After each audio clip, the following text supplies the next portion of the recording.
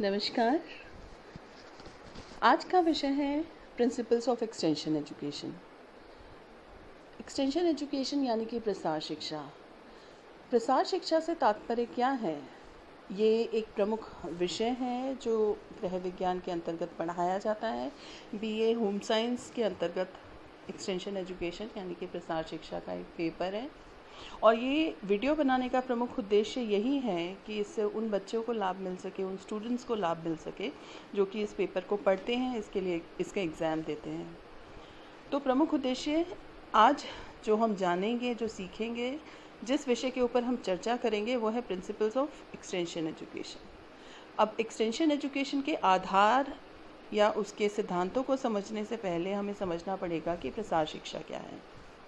प्रसार शिक्षा को हम एक शैक्षणिक विधि के रूप में परिभाषित कर सकते हैं और इसके अंतर्गत क्या होता है कि जो ग्रामीण लोग हैं उनको उन्हीं की जो स्पेसिफिक लोकल कंडीशंस हैं यानी कि जो विशिष्ट स्थानीय परिस्थितियां हैं उन्हीं परिस्थितियों में उन्हें नवाचार के बारे में जानकारी दी जाती है और पूरी शैक्षणिक प्रक्रिया के अंतर्गत गुजरते हुए वो अपने आप उस जानकारी का उपयोग करते हुए लेकिन फैसिलिटेशन के साथ जो एक प्रसार कार्य करता है उसके साथ उसके सहयोग के साथ निर्णय प्रक्रिया तक पहुंचते हैं और उस नवाचार को स्वीकारते हैं।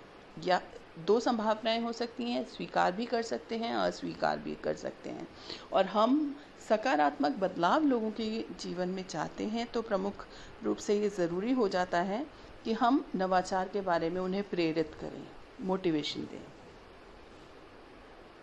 प्रसार शिक्षा ग्रामीण लोगों के लिए ही मुख्य रूप से बनाई गई है। उसका जो उद्गम हुआ था वो भी इसी उद्देश्य के साथ हुआ था कि गाँव में जो समुदाय हैं उनको स्वावलंबी बनाया जा सके और वो अपनी उन्हीं स्पेसिफिक कंडीशंस में, उन्हीं विशिष्ट परिस्थितियों में विकास के लक्ष्यों को प्राप्त कर सके, अपने जीवन की गुणवत्ता में सुधार ला सके।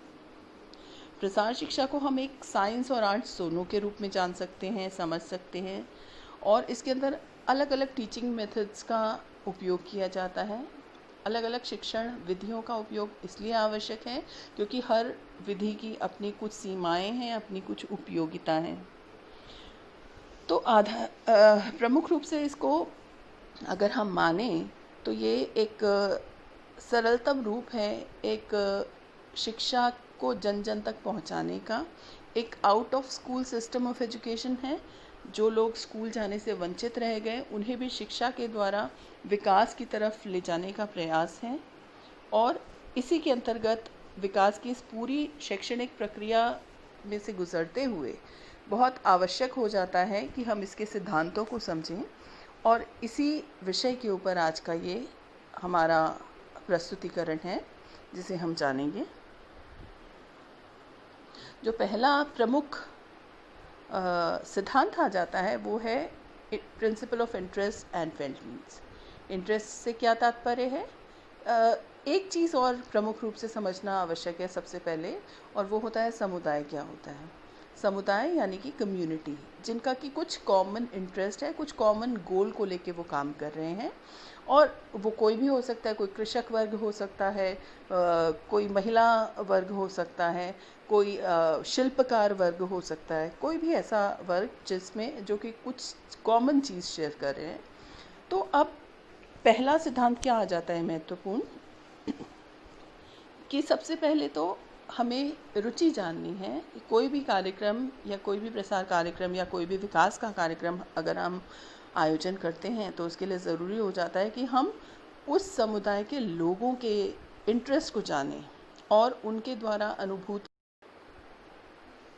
तो हम उन लोगों को जानें, उनकी यह आवश्यक हो जाता है कि हम उनकी फेल्ट नीड्स को जानें। फेल्ट नीड्स, अब किसी भी व्यक्ति की आवश्यकता सामने से देखने पे कुछ अलग प्रतीत हो सकती हैं, लेकिन अगर उस व्यक्ति से उसके द्वारा अनुभूत की गई आवश्यकताओं को पूछा जाए तो उनमें परिवर्तन आ सकता है। दोनों में एक गैप हो सकता है और इसीलिए प्रसार कार्यक्रम में ये गैप ना रहे, इसी के लिए ज़रूरी हो जाता है कि जो भी प्रसार कार्यक्रम का आधार रहे वो समुदाय का, स्वयं का की रुचि हो सकती है और उनकी अनुभूत आवश्यकताएं। दूसरी महत्वपूर्ण जो प्रिंसिपल है वो है principle of self help. Self help बहुत ज़रूरी है। अगर किसी भी कार्यक्रम को हम स्वावलंबी बनाना चाहते हैं तो ये ज़रूरी हो जाता है कि उसमें लोगों का जुड़ाव हो और अपने आप हो, क्योंकि कोई भी चीज़ अगर हम इम्पोज करते हैं तो वो एक लिमिटेड समय तक, एक सीमित समय तक ही वो जारी रह सकती है। और अगर हम कार्यक्रम में आगे चाहते हैं कि वो एक निरंतरता उसके अंदर बनी रहे तो ये ज़रूरी हो जाता है कि हम सेल्फ हेल्प को बढ़ावा दें। यानी कि लोगों को कोई भी कार्य, कोई भी कौशल, कोई भी ज्ञान के बारे में बताया जाए, समझाया जाए, नवाचार के बारे में समझाया जाए, लेकिन वो अपने आप आपसी सहयोग से उस कार्य को क्रियान्वित करें और उससे सीखें। ये प्रसार शिक्षा का एक प्रमुख उद्देश्य है।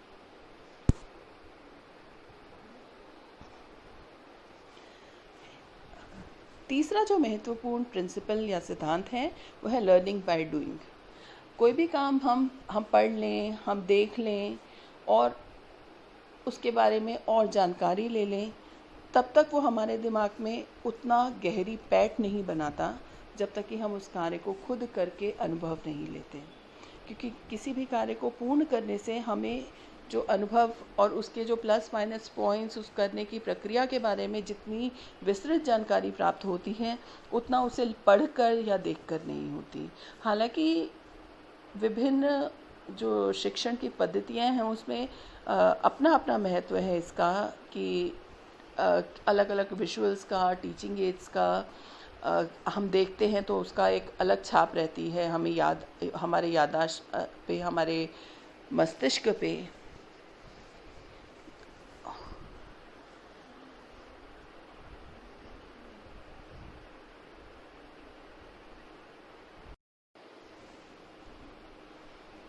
तो बहुत आवश्यक हो जाता है लर्निंग बाय डूइंग, यानी कि समुदाय के जो सदस्य हैं वो उस कार्य को देखें, समझें, उसको अपने आप क्रियान्वित करें और इस पूरी प्रक्रिया में वो शिक्षा ग्रहण करें।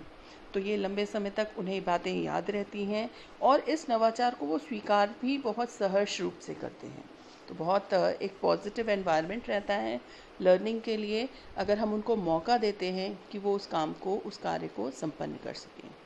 उदाहरण के लिए अगर हम लें, हमें कोई कंप्यूटर्स के बारे में या कोई स्किल जैसे कि बास्केट मेकिंग की कोई भी स्किल के बारे में उन्हें सिखाना है, तो क्या ज़रूरी है हम कितना ही सैद्धांतिक रूप से बातें बता दें, लेकिन जब तक व्यवहारिक तौर पे उस कार्य को वो करके देखेंगे नहीं, वो उस टोकरी को बनाना नहीं, बता दिया लेकिन उसको बनाते नहीं हैं, तब तक वो उसके ऊपर और उस लर्निंग को हम कंप्लीट नहीं मानेंगे और हम ये आशा नहीं कर सकते कि वो उस कार्य को आगे बहुत अच्छे से संपादित कर सकते हैं। तो ज़रूरी हो जाता है कि जो उनको सिखाया जाए, जो समझाया जाए और जो वो शिक्षा ग्रहण कर रहे हैं वो उसको क्रियान्वित कर सकें, एक व्यवहारिक रूप उसको प्रदान कर सकें। इसी को लर्निंग बाय डूइंग कहा गया है, यानी कि करके सीखने की प्रक्रिया। एक और महत्वपूर्ण सिद्धांत जो प्रसार शिक्षा का है वो है सेल्फ डेवलपमेंट। कोई भी कार्य, कोई भी शिक्षा तब तक अधूरी है अगर उससे विकास नहीं हो रहा।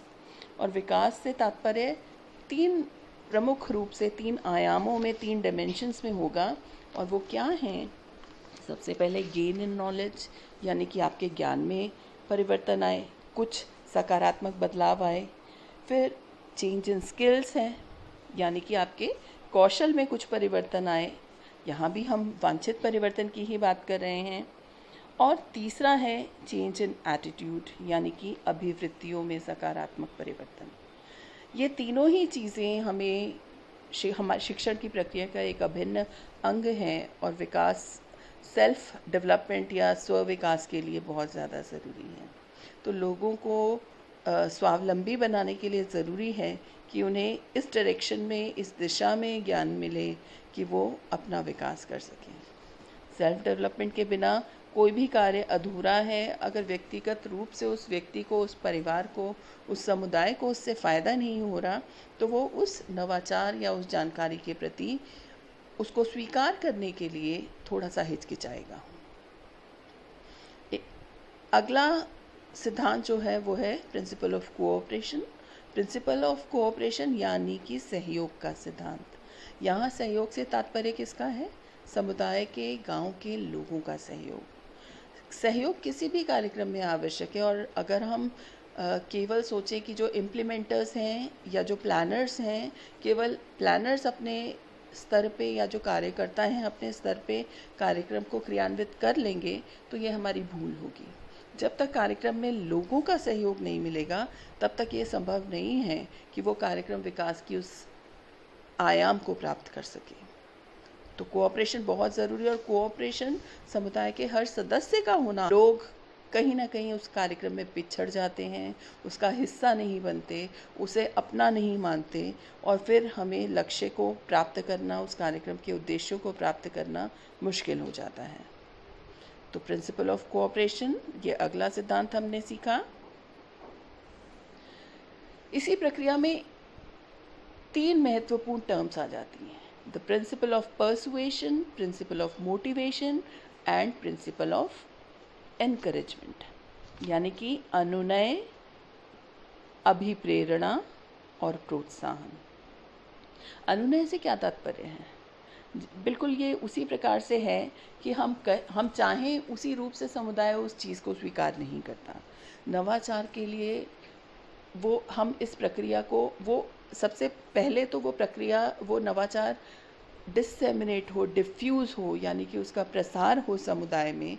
उसके लिए ज़रूरी है कि लोगों का उससे तारुफ कराना, लोगों को उसके लिए प्रेरणा देना, लोगों को उसके लिए अनुनय करना, यानी कि वो इस चीज़ के लिए पॉजिटिव माइंडसेट बनाएं और इसको अपनाने के दिशा की तरफ आगे बढ़ें। परसुएशन से यही तात्पर्य है कि एक सामान्य मानव मस्तिष्क जो होता है वो कोई भी चेंज आसानी से स्वीकार नहीं करता। उस बदलाव को स्वीकार करवाने के लिए ज़रूरी है कि हमें लगातार उसके पीछे एक प्रक्रिया के अंतर्गत लगे रहना पड़े।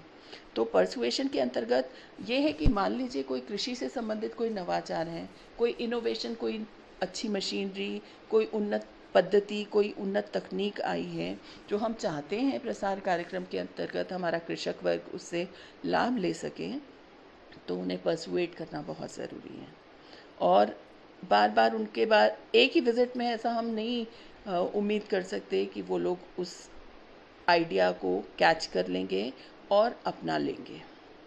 उनको इस बात को के लिए मानसिक रूप से तैयार करने के लिए हमें समय भी देना पड़ेगा, कई प्रक्रियाओं को भी अपनाना पड़ेगा, और साथ ही साथ ये भी होगा कि हम बार बार फॉलो अप जिसे हम कहते हैं, यानी कि उस चीज़ की पुनरावृत्ति हो, लोग उस बात को, उस आइडिया के बारे में बार बार बात करें, तब हम उम्मीद करेंगे कि वो स्वीकार करने की प्रक्रिया के अधीन है। तो अनुनय बहुत ज़्यादा महत्वपूर्ण है।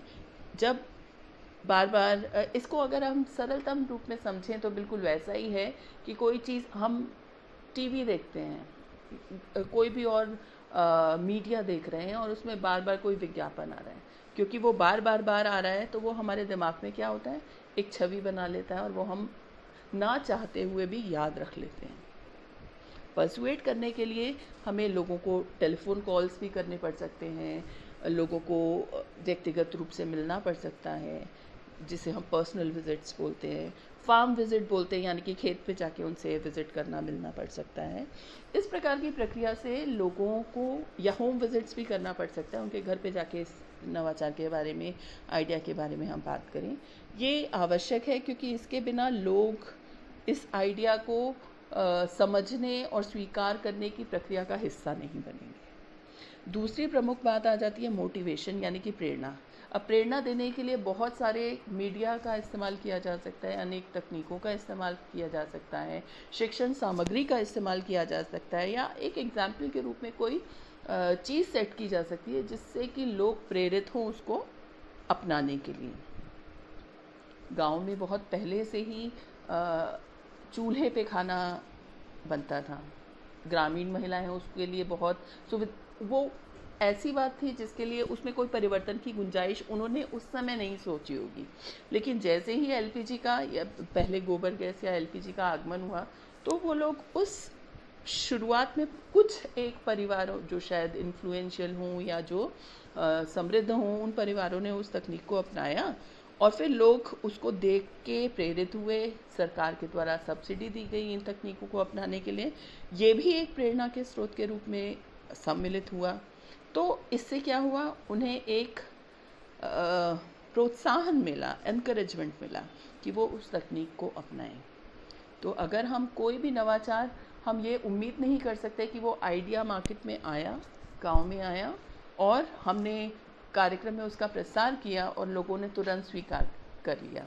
ये बहुत ही कुछ एक्सेप्शनल केसेस में ही होगा जिसमें या तो वो आइडिया बहुत ज़्यादा स्ट्रांगली लोगों के उपयोग का है, जिसकी वजह से वो उसे तुरंत अपना लें। वरना हमेशा समुदाय में अलग अलग स्तर के लोग होते हैं। कुछ लोग होते हैं जो तुरंत अपना लेते हैं, कुछ लोग होते हैं जो देख के अपनाते हैं, कुछ लोग होते हैं जिनके मन में फिर भी शंकाएं रह जाती हैं और फिर वो उसके बाद और ज़्यादा उनको कन्विंस करना पड़ता है, फिर वो अपनाते हैं। और कुछ ऐसे जो भी होते हैं जो उसके बावजूद भी नहीं अपनाते हैं।